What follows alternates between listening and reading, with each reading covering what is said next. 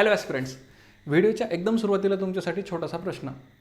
विद्यार्थी मित्रांनो, जशी तलाठी या पदाची 1,500 जागांची जाहिरात अचानकपणे आली आहे, तशीच जर ग्रामसेवकची सुद्धा 2 ते 3,000 पदांची जाहिरात अचानकपणे तुमच्यासमोर आली तर तर तुमची तयारी आहे का? ग्रामसेवक पदाबद्दल तुम्हाला माहिती आहे का? त्याचा एक्झाम पॅटर्न माहिती आहे, त्याची पात्रता माहिती आहे, त्याची पगार किती असते माहिती आहे, किंवा त्याचे काही प्रिव्हियस इयर क्वेश्चन पेपर वगैरे तुम्ही पाहिलेत का? एक्झॅक्टली नाही, हेच तुमचं उत्तर असणार आहे. मित्रांनो, काय माहिती आहे का, आपण हीच चूक करतो. आपण काय करतो, एखाद्या क्लासवाल्याने व्हिडिओ बनवून अपडेट द्यावं, एखाद्या पेपरमध्ये बातमी यावी किंवा एक्झॅक्टली जाहिरात यावी याची आपण वाट पाहतो आणि वाट पाहण्यामध्ये बराच वेळ जातो. आणि जेव्हा जाहिरात येते त्यावेळी अभ्यास करण्यासाठी आपल्या हातात फार कमी वेळ राहतो. मित्रांनो, जर 2 ते 3,000 पदांची जाहिरात ग्रामसेवकची आली तर किमान 3 ते 4 लाख विद्यार्थी या पदासाठी अर्ज करतील. आणि त्या 3 ते 4 लाख पदांपैकी 2.5 ते 3,000 जे सिलेक्ट होतील विद्यार्थी, त्यांची खासियत काय असणार आहे? त्यांनी कधीही अशी वाट पाहिलेली नसणार आहे. त्यांनी निरंतर फक्त अभ्यासाची प्रक्रिया चालू ठेवलेली असणार आहे. त्यांनी फक्त माहिती घेत घेत PYQ ॲनालिसिस करत करत आपापला सिलेबस कव्हर करण्याचा प्रयत्न केलेला असणार आहे. त्यामुळे जाहिरात आल्याच्यानंतर त्यांच्या हातात काय, फक्त रिव्हिजन करायचं आणि सिलेक्शन घ्यायचं, एवढंच असतं. सॉरी. तर मित्रांनो, तुम्ही ठरवा की तुम्हाला या वाट पाहणाऱ्यांमध्ये थांबायचं आहे की पुढे येऊन सिलेक्शन घ्यायचं आहे. जर सिलेक्शन घ्यायचं असेल तर हा व्हिडिओ तुमच्यासाठी आहे आणि शेवटपर्यंत पुढचे 15 मिनिटं तुम्हाला हा व्हिडिओ बघायचा आहे. ओके. तर मित्रांनो, पुन्हा एकदा तुमच्या सगळ्यांचं स्वागत आहे. माझं नाव आहे सचिन वाघमारे. ए फॉर ॲग्रिकॉस हे यूट्यूब चॅनल आपल्या सगळ्यांचंच आहे, तुमच्या भाऊबंदकीचंच आहे. मला ॲग्रिकल्चर कॉम्पिटेटिव्ह एक्झामिनेशनमध्ये किंवा कॉम्पिटेटिव्ह एक्झामिनेशनमध्ये गाईड करत करत आता 6 वर्ष झालेली आहेत. अनेक विद्यार्थी मी असे पाहिलेले आहेत जे खूप हुशार आहेत, परंतु फक्त वाट पाहण्यामुळं, जाहिरातीची वाट पाहण्यामुळं त्यांचं सिलेक्शन फार उशिरा झालेलं आहे. ही चूक तुम्ही करू नका. त्यासाठी आत्ता आपण आज या व्हिडिओमधून ग्रामसेवक या पदाची माहिती घेणार आहोत. इथून पुढे सुद्धा ग्रामसेवकच्या उरलेल्या काही टॉपिकवर आपण बोलणार आहोत आणि इतरसुद्धा काही पदांची माहिती तुम्हाला वेळोवेळी या यूट्यूब चॅनलवर मिळत जाईल. तर त्यासाठी तुम्हाला चॅनल फक्त सबस्क्राईब करायचं आहे.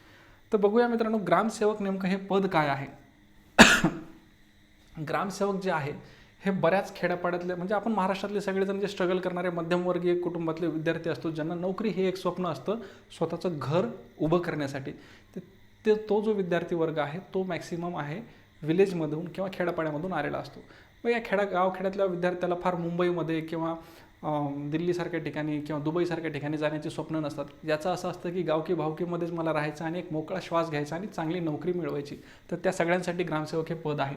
कारण ग्रामसेवक हे पद हे एक्झॅक्टली पूर्ण सरकारी पद आहे. त्यामुळे याच्यात 100% सुरक्षितता आहे आणि सन्माननीय करिअर आहे. गावात गेल्याच्यानंतर तुम्हाला सगळेजण साहेब साहेब म्हणूनच आवाज देतील. आधी या पदाला जुने लोक बाबू पण म्हणायचे, आता साहेब म्हणतात. सॉरी. तर अत्यंत सुरक्षित आणि सन्माननीय करिअर आहे.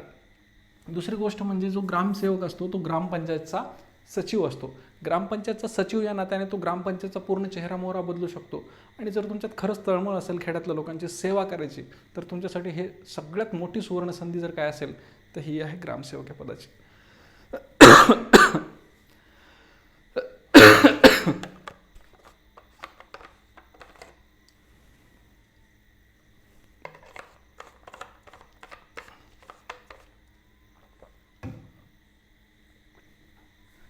तर ग्रामसेवक हे पद जे आहे हे गावखेड्यामध्ये राहून लोकांची सेवा करण्यासाठी, तुमची तळमळ जी आहे ती तळमळ एक्सप्रेस करण्यासाठी एक सुंदर माध्यम आहे ग्रामसेवक पद. सोबत मित्रांनो, ग्रामसेवक या पदाची आकर्षक ग्रोथसुद्धा आहे. जर तुम्ही नोकरी कंटिन्यू केली तर तुमचे 2-3 प्रमोशन झाले तर तुम्ही BDO पदापर्यंतसुद्धा जाऊ शकता. सोबत एक आकर्षक पगार आहे. आजच्या घडीला महागाईच्या काळामध्ये तुम्ही चांगलं आयुष्य जगू शकाल एवढी चांगली पगार याच्यामध्ये आहे. ठीक आहे. आणि आता हे 7व्या वेतन आयोगानुसार चांगली पगार आहे. आणखीन पुढचा वेतन आयोग आल्यावर आणखीन ती पगार वाढणारच आहे. चला, तर आता ह्या सगळ्या गोष्टींची आपण माहिती घेऊया. सगळ्यात पहिल्यांदा बघूया ग्रामसेवक जर व्हायचं असेल तर पात्रता काय आहे. ग्रामसेवक हे सगळ्या विद्यार्थ्यांच्या आवडीचं पद असण्याचं एक आणखीन कारण म्हणजे या पदासाठी पात्रता जी आहे ती फक्त 12वी पास आहे. यासाठी कुठली ग्रॅज्युएशन असण्याची गरज नाही आहे. तुम्ही फक्त 12वी पास जर असाल, फक्त 60% जर 12वीमध्ये असाल तर तुम्ही ग्रामसेवक या पदासाठी अर्ज करायला पात्र आहात. तुम्ही आर्ट्समधून आहात, कॉमर्समधून आहात की सायन्समधून आहात हे काहीच विषय येत नाही तिथं. ठीक आहे. ओके. सो ग्रामसेवकसाठी मिनिमम पात्रता काय असेल, किमान पात्रता काय आहे, तर फक्त 12वी जर झालेली असेल तर तुम्ही उद्यापासून अभ्यासाला सुरू करू शकता. बरेच जणांचं असं असतं की 10वीच्या नंतर त्यांनी पॉलिटेक्निकचा डिप्लोमा केलेला असतो किंवा त्यांनी ॲग्रिकल्चरचा डिप्लोमा केलेला असतो. तर हे जे विद्यार्थी आहेत हे सुद्धा ग्रामसेवकसाठी पात्र आहेत. जर त्यांची पॉलिटेक्निक झालेली आहे किंवा ज्यांचा ॲग्री डिप्लोमा झालेला आहे 10वीच्या बेसिसवर, हे सुद्धा विद्यार्थी ग्रामसेवकला अर्ज करू शकतात. ठीक आहे. सोबत ज्यांचं बॅचलर ऑफ सोशल वेलफेअर म्हणजे समाज कल्याण विषयामधली ज्यांची डिग्री आहे ते सुद्धा या पदासाठी अर्ज करू शकतात किंवा पात्र असतात. आणि कृषी पदवी हे सुद्धा कृषी पदवीचे विद्यार्थी जे आहेत ते सुद्धा या पदासाठी पात्र असतात. याच्यासोबत सोबत जर तुमची कुठलीही डिग्री असेल, कुठलीही BA असेल, BSc असेल, MSc असेल, BTech असेल, BE असेल, काहीही असेल तरी तुम्ही या पदासाठी अर्ज करू शकता. ठीक आहे. आता याच्यामध्ये फक्त तुम्हाला एक MSCITचं एक प्रमाणपत्र तुमच्याकडे असणं गरजेचं आहे किंवा कम्प्युटर शिकल्याचं कुठलं एक प्रमाणपत्र असणं गरजेचं आहे. काही जणांकडे डोयाक असतं, काही जणांकडे MSCIT असतं. ठीक आहे. ओके, ही झाली सगळी पात्रता जर तुम्हाला माहीत नसेल तर स्क्रीनशॉट काढून ठेवा. आता याच्यासाठी अर्ज करण्यासाठी किमान वय किती आहे, तर किमान वय जे आहे ते 18 वर्ष पूर्ण लागतं, साहजिक आहे. परंतु कमाल वय किती आहे, तर कमाल वय जे आहे ओपन कॅटेगरीसाठी 40 वर्ष आहे. ओके. आणि जर रिझर्व कॅटेगरीमध्ये असाल तर वेगवेगळ्या रिझर्व कॅटेगरीला वेगवेगळे रिलॅक्सेशन असतं, तर मॅक्झिमम वय जे आहे ते 45 वर्ष आहे. ओके. सो SC ST किंवा दिव्यांग वगैरे असेल तर 45 वर्षापर्यंत तुम्ही या पदाला अर्ज करू शकता. ठीक आहे. त्याच्यानंतर आता ह्या परीक्षेची तयारी करत असताना फार कमी वेळात आपल्याला फार चांगली आणि जास्त माहिती बघण्याचा प्रयत्न करायचा आहे. जर परीक्षा पद्धती तुम्ही पाहिली तर परीक्षा पद्धती ही गेल्या मागची 2023ची जाहिरात आहे त्यावेळेची आहे. 2023ची जाहिरात आहे त्यानुसार याच्यामध्ये हे 5 विषय होते. पहिला विषय हा मराठी होता, त्याचे 15 प्रश्न होते. दुसरा इंग्रजी विषय होता, याच्यामध्ये 15 प्रश्न होते. तिसरा सामान्य ज्ञान होता, याच्यामध्ये 15 प्रश्न होते. आणि बुद्धिमत्ता व गणित याचे सुद्धा 15 प्रश्न होते. ओके. आणि 5वा विषय हा तांत्रिक विषय होता. आणि तांत्रिक विषयामध्ये कृषी घटक एक होता आणि बाकी ग्रामपंचायतचे काही पंचायत राज वगैरे असे काही विषय असतात. ओके. तुम्ही याच्यामध्ये जर ॲनालिसिस केलं तर सगळ्यात मोठा जो भाग आहे म्हणजे 15 मार्काचे 4 विषय आणि हा एकच विषय पूर्ण 40 मार्काचा आहे. तर मेजॉरिटी पोर्शन जो आहे हा तांत्रिक घटकचा आहे. आता हे जे सगळे आहेत 4 विषय हे सगळे 12वी लेवलचे आहेत. हे कुठले 12वी लेवलचे तुम्हाला विचारणार आहेत. ठीक आहे. 12वी लेवलचे किंवा 10वी लेवलचे. ओके. फक्त तांत्रिक हा एक विषय आहे जो पदविका लेवलला विचारला जाणार आहे. आता एकूण प्रश्न 100 आणि एकूण गुण 200, 120 मिनिटे हा गेल्या वर्षीचा पॅटर्न आहे. एक्झॅक्टली हाच पॅटर्न येईल का तर नाही. यावर्षी जर परीक्षा आता MPSC घेणार आहे तर मग MPSCमध्ये थोडासा बदल होऊ शकतो. पण मग याच्यात फार बदल काय होईल तर फार तर त्यांच्या प्रश्नांच्या जडणघडणीमध्ये थोडासा बदल होईल. परंतु हे जे आहेत हे कोर विषय आहेत. मराठी, इंग्रजी, सामान्य ज्ञान हे तुम्हाला येणारच आहेत, 100% येणार आहेत. बुद्धिमत्ता गणित हे 100% येणार आहेत. आणि हा तांत्रिक घटक तर या पदाचा आत्मा आहे, त्यामुळे तांत्रिक घटकला कसाच हात लागणार नाही. तांत्रिक घटकमध्ये कृषी हा तुमच्यासाठी राहणारच आहे. ओके. अशा प्रकारे याचा पॅटर्न आहे आणि असाच पॅटर्न किंवा अशा प्रकारचाच पॅटर्न पुढे येऊ शकतो. विषय तर हेच राहणार आहेत, प्रश्नांची संख्या कमी जास्त होऊ शकते. ओके.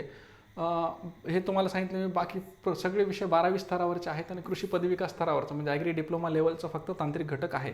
मराठी विषय फक्त मराठीमध्ये आहे, इंग्रजी विषय फक्त इंग्रजीचा आहे आणि बाकी सगळे जे विषय आहेत बुद्धिमत्ता गणित वगैरे हे सगळे मराठी आणि इंग्लिश दोन्ही भाषेमध्ये असतात. ओके. तांत्रिक घटकसुद्धा दोन्ही भाषेमध्ये असतो, काही अडचण नाही आहे. मग ॲग्रिकल्चरचे विद्यार्थी का या पदासाठी जास्त फॅसिनेटिंग असतात, कारण त्यांचा सिलेबस जास्त असतो. ज्यांचं डिप्लोमा झालेला आहे किंवा ज्यांची डिग्री झालेली आहे त्यांना ग्रामसेवक पद हे काढणं फार सोपं जातं. ओके. का, कारण 40 प्रश्न आहेत आणि 80 गुण आहेत. ओके. भले याचं वेटेज थोडंफार मागं पुढे होईल MPSCने केल्याच्या नंतर, परंतु पुन्हा एकदा सांगतो की तांत्रिक घटक म्हणजे कृषी घटक हा ग्रामसेवकचा आत्मा आहे. कृषीचे प्रश्न हे 100% मेजॉरिटीमध्ये ग्रामसेवकला येणार म्हणजे येणार. ओके. ठीक आहे. सर्वाधिक वेटेज आहे, मार्क स्कोरिंग विषय आहे आणि निर्णायक घटक आहे. हा जर घटक तुमचा चांगला असेल तरच, म्हणजे तांत्रिक घटक चांगला असेल तरच तुमचं सिलेक्शन होऊ शकतं, अदरवाईज सिलेक्शन होणं मुश्किल आहे. ही प्रोसेस आहे, याच्यात आपण जास्त पडणार नाही कारण ही गेल्या वेळेसची प्रोसेस आहे. परंतु गेल्या वेळेस जी आहे ती कम्प्युटर बेस्ड टेस्ट झाली होती. आता यावर्षी जी आहे ती MPSC टेस्ट घेणार आहे. आता MPSCनं जर यावर्षी जाहिरात काढली तर ती ऑफलाईन होईल, पण पुढच्या वर्षी काढली तर ती सुद्धा कम्प्युटर बेस्ड टेस्ट होईल. ओके. त्यांनी सांगितल्याप्रमाणेच. वेतन सगळ्यात महत्त्वाचं आपल्याला काय मोटिवेशन असतं प्रत्येक परीक्षेची तयारी करण्यामागे, ते असतं वेतन. वेतन म्हणजे पगार.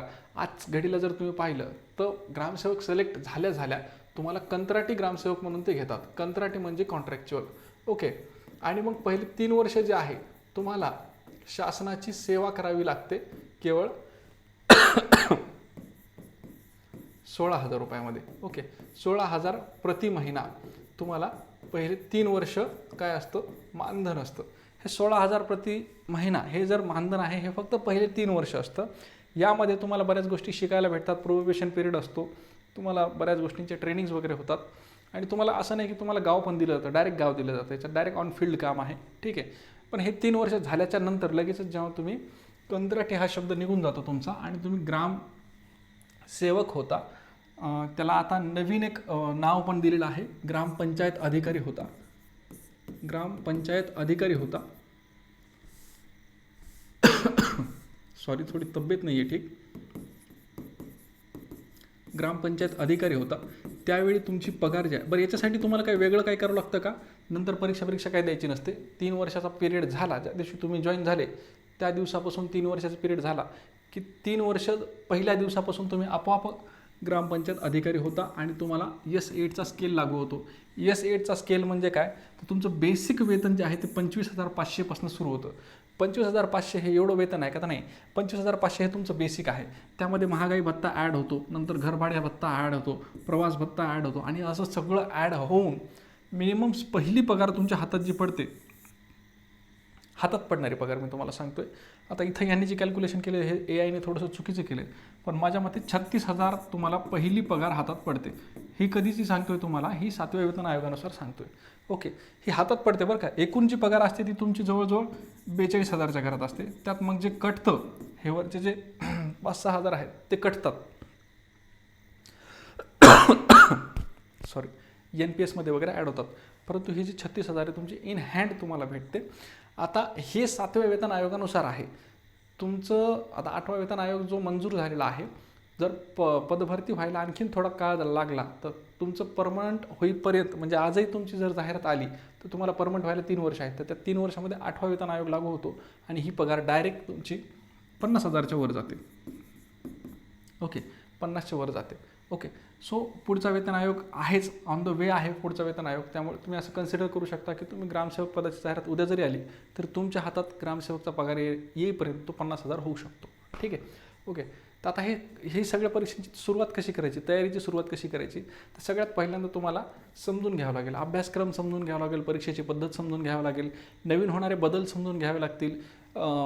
ऑनलाईनमधून आता MPSCकडे परीक्षा आली आहे तर बाकी परीक्षांमधून शिकून घ्यावं लागेल की बाकी परीक्षांमध्ये कसे प्रश्न येत आहे काय नाही. त्यानंतर काही कन्सेप्ट्स जे आहेत, जे तांत्रिक घटक आहे, जे गणित आहे, अंकगणित आहे किंवा रिझनिंग आहे, या सगळ्या विषयांचे कन्सेप्ट्स तुम्हाला समजून घ्यावे लागतील. ओके, आता रट्टा मारायचा आणि पाठ करून उत्तर द्यायचं हा विषय, ही वेळ गेलेली आहे. त्यानंतर सराव करावा लागेल, चांगल्या मॉक टेस्ट तुम्हाला द्यावे लागतील. ओके, त्याच्यामध्ये तुम्हाला चांगली पुन्हा परीक्षा देऊन प्रॅक्टिस चांगली झाल्याच्यानंतर तुमची भीती कमी होईल. तुमचं जर रिव्हिजन चांगलं झालं तर तुम्हाला कॉन्फिडन्स चांगला येईल आणि मग तुम्हाला बरोबर यशाच्या त्या शिखरापर्यंत तुम्ही पोहोचणार आहात. हा जो मार्ग आहे हा यशापर्यंत जातो. या मार्गाला जर तुम्हाला जायचं असेल, या शिखरापर्यंत जर तुम्हाला जायचं असेल तर आपण बॅच सुरू करावी का, हा प्रश्न मी तुम्हाला विचारतोय. ज्या बॅचमध्ये पूर्ण कन्सेप्च्युअल लेक्चर्स असतील, पूर्ण कन्सेप्ट तुमचे क्लिअर करून दिले जातील, पूर्ण डाऊट क्लिअरिंग असणार आहे, MCQचा सराव असणार आहे, मॉक टेस्ट असणार आहे, प्रत्येक गोष्ट ही स्ट्रॅटेजिकली डिझाईन केलेली असणार आहे. जसं जसं परीक्षेचा पॅटर्न बदलेल तसं आपला टीचिंग स्टाईलसुद्धा किंवा टीचिंगचा सिलेबससुद्धा बदलेल. त्याची तुम्हाला काळजी करण्याची गरज नाही, त्याची काळजी आम्ही करू. ठीक आहे. तर अशा प्रकारे एक चांगली बॅच ज्याच्यामध्ये नोट्स असतील, MCQ असेल, रिव्हिजन असेल आणि सगळ्यात महत्त्वाचं, सगळेच शिक्षक तुम्हाला पुस्तकातलं शिकवतील, पण तुम्हाला पुस्तकातलं शिकवण्याच्या पलीकडे जाऊन मेंटरशिप, जी तुम्हाला मेंटल सपोर्ट आहे, ती देण्याची आमच्या अकॅडमीची तयारी आहे.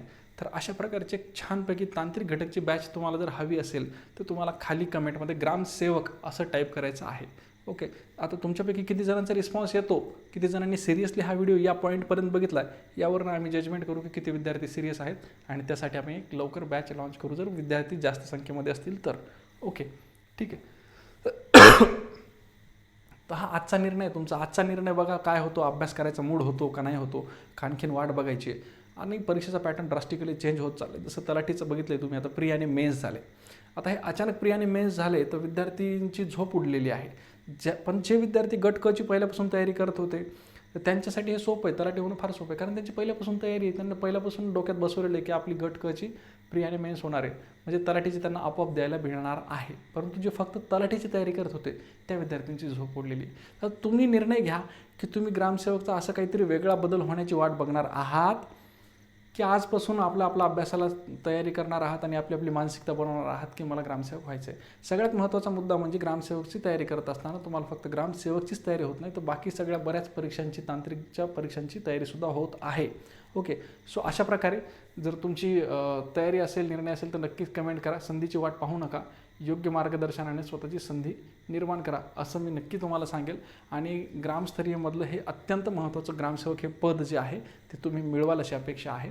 बाकी तुम्ही व्हिडिओ शेवटपर्यंत पाहिला त्याबद्दल धन्यवाद. व्हिडिओ नक्की तुमच्या मित्रांपर्यंत पाठवा आणि जाताना लाईक करायला विसरू नका. थँक्यू.